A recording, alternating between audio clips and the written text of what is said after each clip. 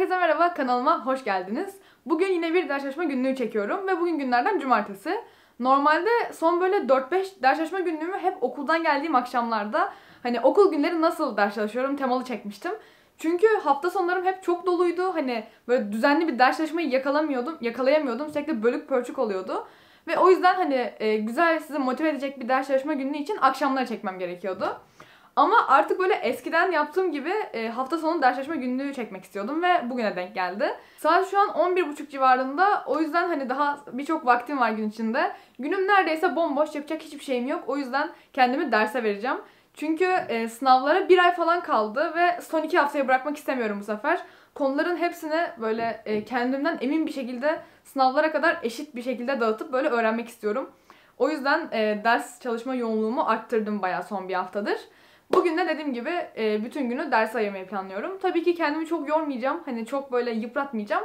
Ama yine de verimli bir gün geçirmeyi planlıyorum. Fakat ders çalışmaya başlamadan önce eski ders çalışma günlüklerinin bir klasiği olarak bir kahve yapacağım kendime.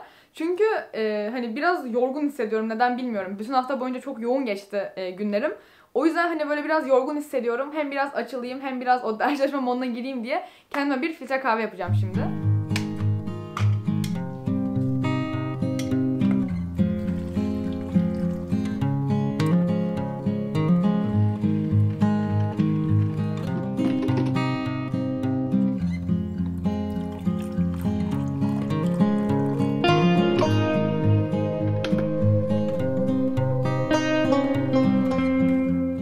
Kahvemi yaptım. Ders notlarımı aldım. Şöyle göstereyim. Bugün tarih çalışıyorum. İlk tarihten başlıyorum. Yanında da kendi okulda çıkardığım notlar var. Şöyle bayağı uğraştım notlar için şahsen. 3 sayfa not. Geçen hafta içinde okulda kalmıştım. Kütüphanede çalışmıştım neredeyse bütün hafta. Orada çıkardığım notlar bunlar. Şimdi önce bir konu tekrarı yapacağım. Çok üzerinde durmayacağım konuların. Çünkü okulda dediğim gibi çok sağlam çalıştım tarihe. Hani not çıkarırken zaten çoğu şey aklımda kalıyor benim yazarak öğrendiğim için. Ama hani test çözmeye başlamadan önce kısa bir konu tekrarı yapacağım. 10-15 dakikalık. Sonra da 3-4 test çözmeyi planlıyorum üzerine. Çünkü yazılarımızın çoğu bu sefer şey olacakmış. Neden ona? Test olacakmış. Çoktan seçmeli sorulardan oluşacakmış. O yüzden testlerle ilerlemek daha mantıklı geldi bana. Şimdi dediğim gibi önce bir konu tekrarını yapayım ben hızlıca. Sonrasında da hemen elimde bulunan kaynaklardan test arayayım, testleri çözeyim.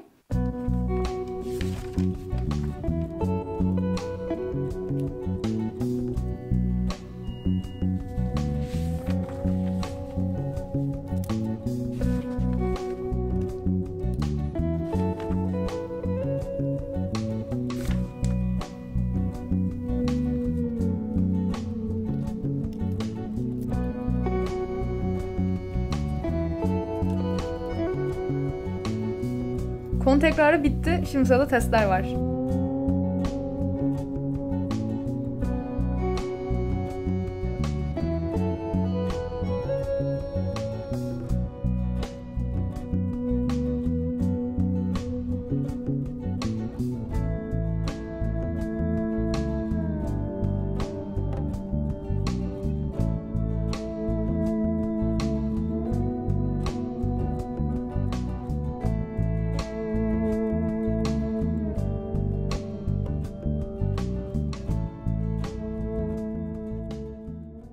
Tarih çalışmayı bitirdim.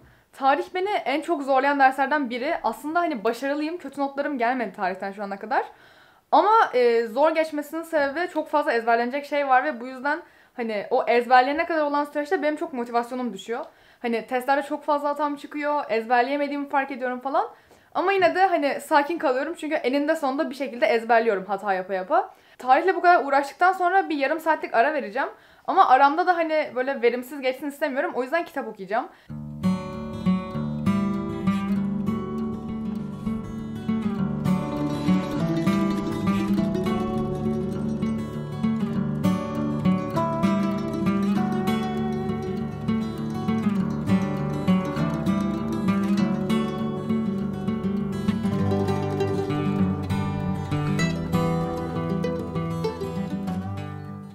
Evet, kitap okumayı bitirdim. Sırada tekrar ders var.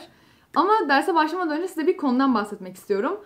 Bildiğiniz gibi ben genellikle not alarak çalışıyorum. Hani kitaptakilerin aynısını veya özet halini bir kağıda yazıyorum, bir deftere yazıyorum. O şekilde daha rahat anlıyorum. Hani yazarak öğrenmem daha kuvvetli benim.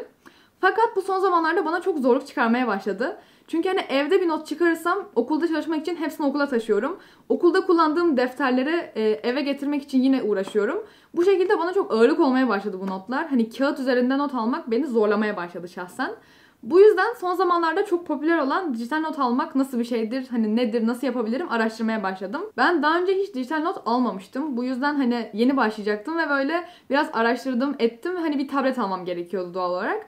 Bayağı araştırdım, özelliklerini karşılaştırdım tabletlerin. Hani en rahat hangisi olur, bana en uygun, en kullanışlı nasıl bir tablet alabilirim diye bayağı araştırdım. Sonunda bir modelde karar kıldım ve satın aldım. Hatta geçtiğimiz günde geldi.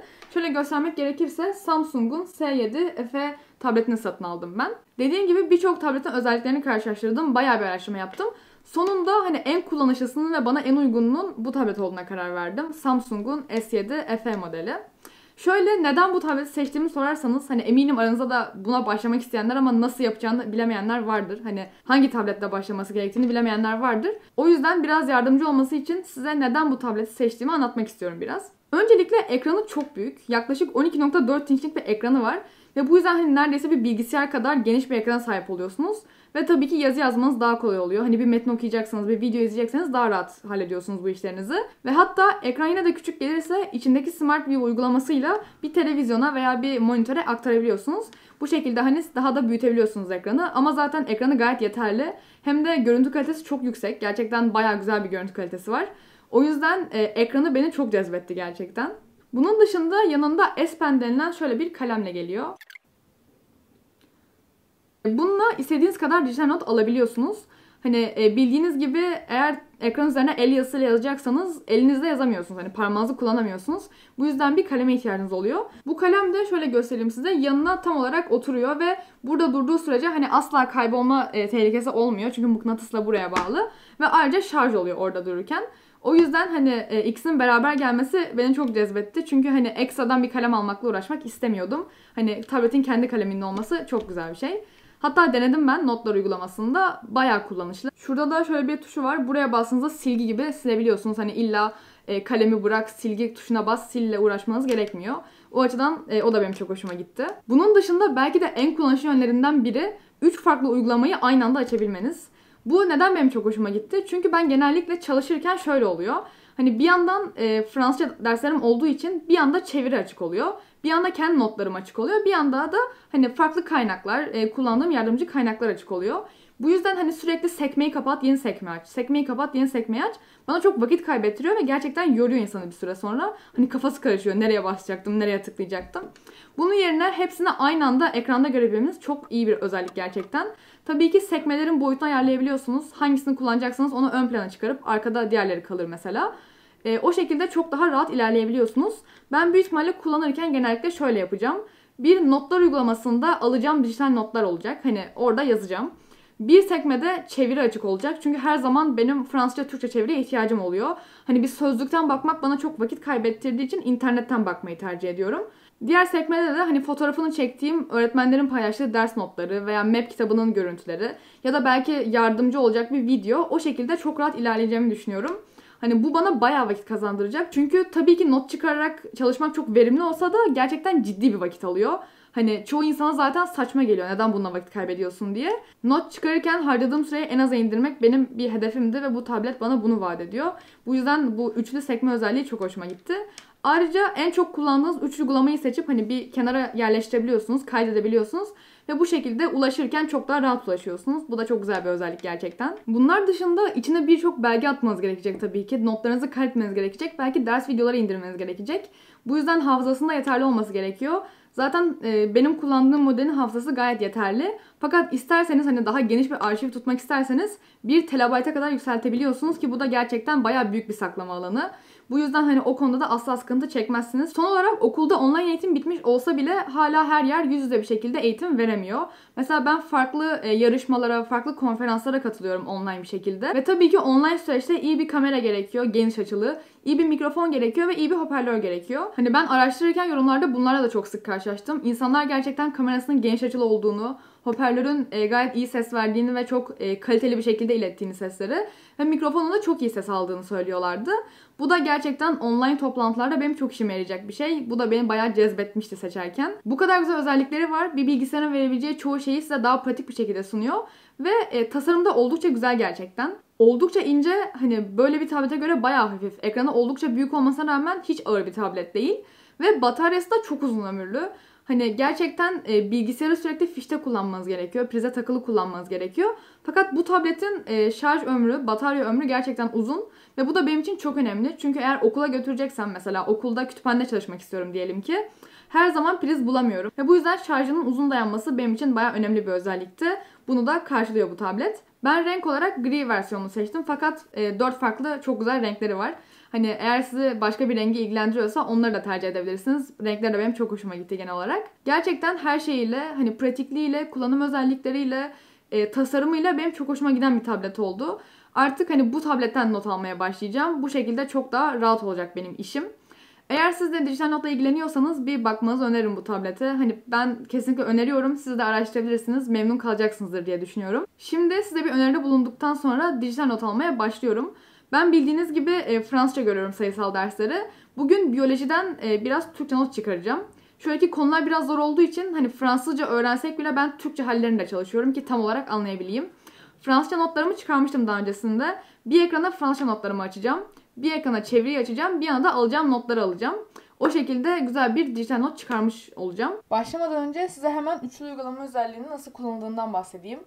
Öncelikle normal bir şekilde bir uygulamayı açıyorsunuz. Ben notlar uygulamasını açtım şu anda. Sonrasında yandaki bu sekmeden uygulamalarınıza ulaşıyorsunuz ve istediğiniz uygulamayı tutup bu şekilde sürüklüyorsunuz. Böyle olduğunda yan yana zaten açılmış oluyor. Şu an burada notlar uygulaması, burada fotoğraflar var. Buradan ben notlarımı açacaktım. Şu şekilde.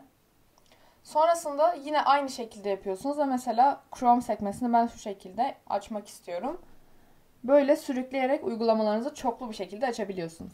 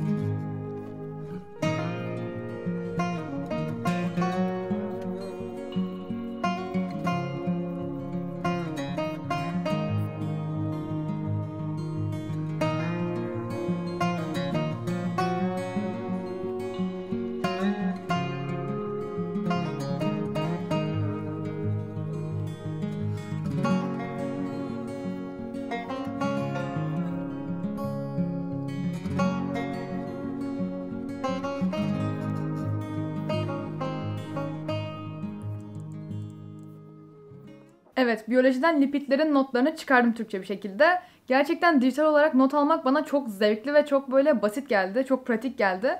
O yüzden büyük ihtimalle bu şekilde devam ederim. Hayatımı bayağı kolaylaştıracak gibi gözüküyor. İsterseniz siz de hani böyle bir şey istiyorsanız kesinlikle bakmanızı, bir denemenizi tavsiye ederim. Çünkü gerçekten güzel bir deneyimdi ve umarım bu şekilde devam eder. Bilmem biliyor musunuz, bizim okulda haftada yaklaşık 6 saat Fransızca görülüyor ve bu yüzden en önemli derslerden biri ve sürekli çalışmanız gerekiyor. Çünkü dil zaten kullanılmadığı zaman unutulan bir şey ve hani eğer iyi bir not istiyorsanız Fransızcadan gerçekten çalışmanız gerekiyor. O yüzden ben de bu haftanın işlenen tüm konularını şöyle kısaca bir tekrar edeceğim. Çok da kısa değil aslında, 1 saat falan sürer ama hani genel bir tekrar yapacağım çok detaya inmeden. Genellikle hani kelime ezberlemek konusunda bana zorluk çıkarıyor ama yine de hani bir şekilde aklımda kalıyor kelimeler. O yüzden şimdi biraz vokabüler çalışacağım.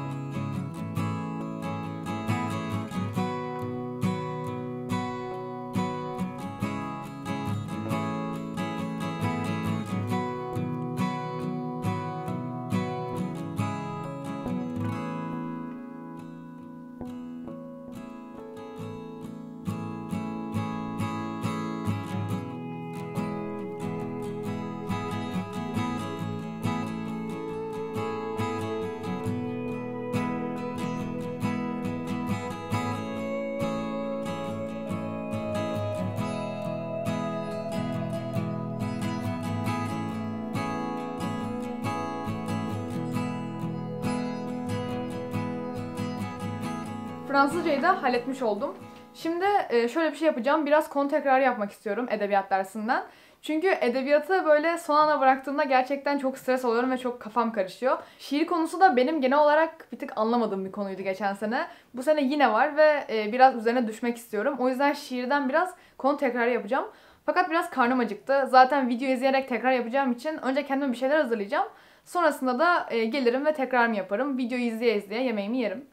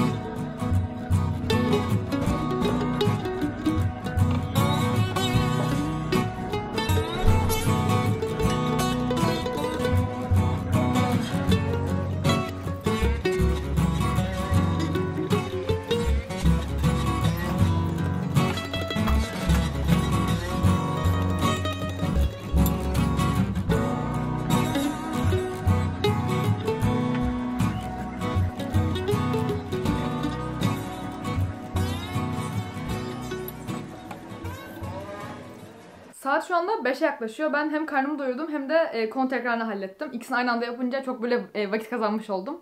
Şimdi üzerime rahat bir şeyler giydim. Altımda biraz daha kısa kollu bir şey var. Üzerime sweatshirt geçirdim. Altımda da şöyle bir tight var, mor renkli. İşte rahat bir şeyler giydim yogaya gideceğim için. Sabahtan beri ders çalışıyorum. O yüzden bayağı böyle yoğun, biraz yorucu bir gündü. Üzerine yoga ile biraz rahatlamak iyi gelecektir diye düşünüyorum.